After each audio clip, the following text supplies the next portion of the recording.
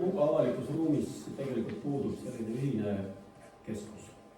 Midagi, mille ümber koonduks, kus alati käiakse, mille juures, et kui sportlased spordivad ühes nurgas, teises nurgas, kolmandas nurgas, ega see nagu seda rahvast nagu kokku ei vea.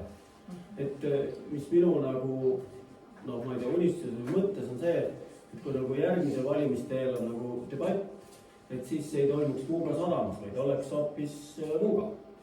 Oleks nagu, see on veider, et ta siin on, sellepärast, et ma selle järgi juba saan aru, et tal ei ole nagu seda kohta ega keskustega, kus see täpselt on. Mina küll ei oska öelda, mis tänaval ja mis moodi.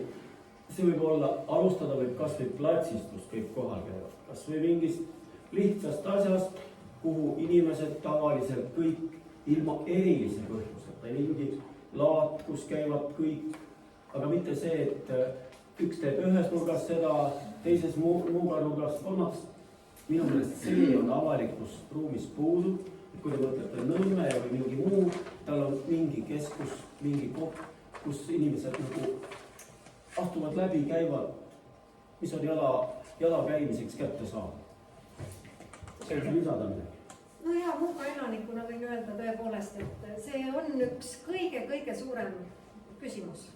Ja loomulikult selleks ei olegi ju praegu meil vastust, sellepärast et isegi sellisteks debattideks me kas ei saa inimesi kokku või ideid on vähe, sellepärast et me ei saa inimesi kokku.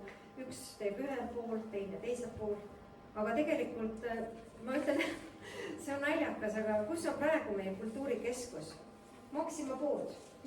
No andke andeks loomulikult, aga seal meie näeme üksteist. Täpselt selline koht, kus me tahaks käia ja mis jääks ikkagi loogiliselt ka meie kodutee peale, et me ei pea kuskilt 10 kilomeetrit sõitma.